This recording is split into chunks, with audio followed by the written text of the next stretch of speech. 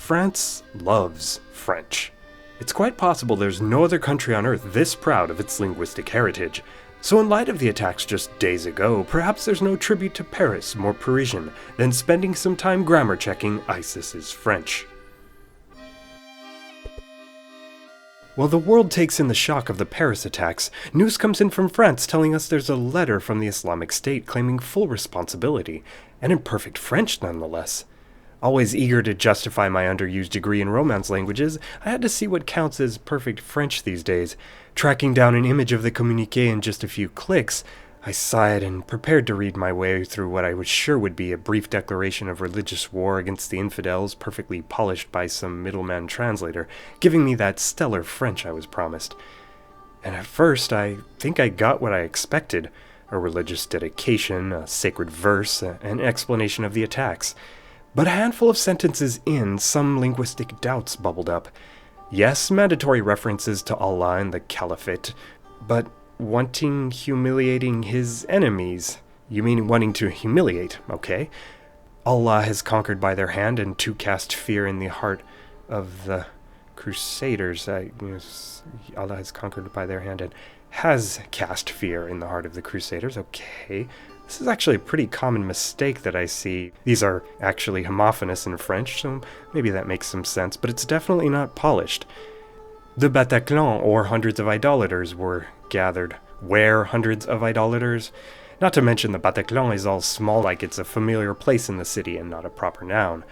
Sometimes I don't even know. Le bilan de ses attaques, the result of his attacks.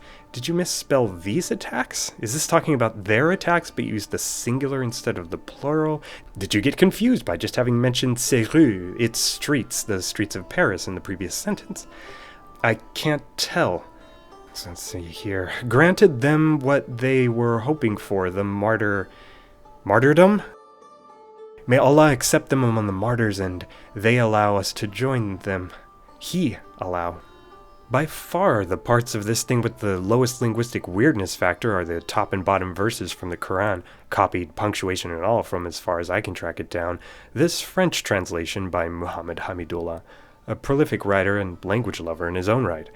But let's be honest, it's a good bet they were pasted from one of the free online sites that come up here. They were even kind enough to start it off with this same little blessing. There's so much strangeness to it. I think some of that linguistic strangeness pops out in just one word. This is the word surah. Surah is a typical feminine noun in Arabic, and like so many feminine nouns, it comes built in with what they call an attached T.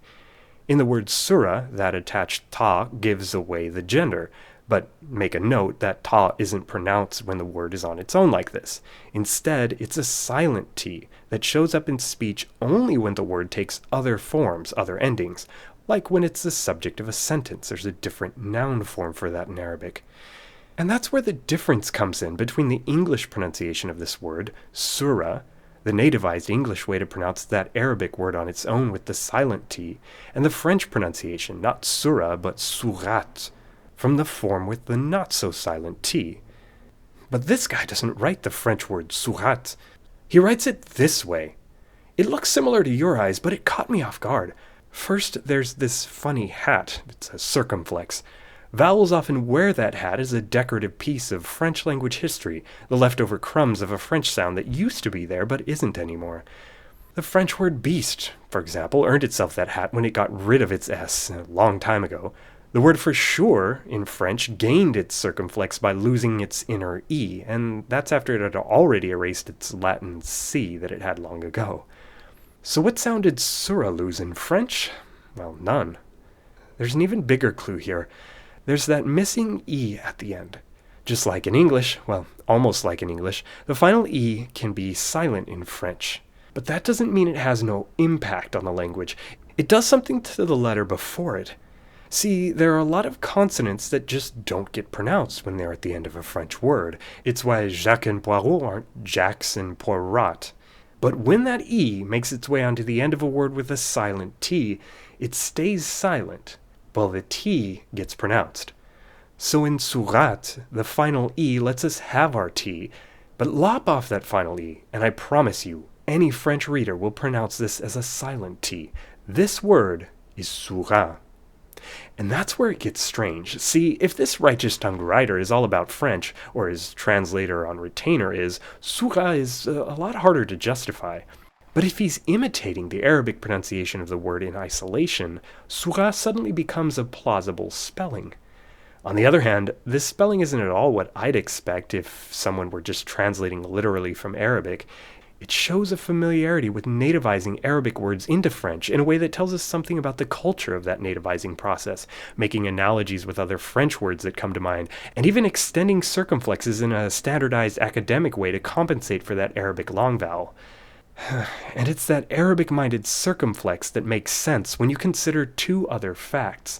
One, the few other examples we can find touting this spelling are sheikhs and institutes citing specific verses in their lectures, or people setting themselves up as instructors teaching you something from the Quran, always leaning into that formal Arabic even when they're preaching in another tongue.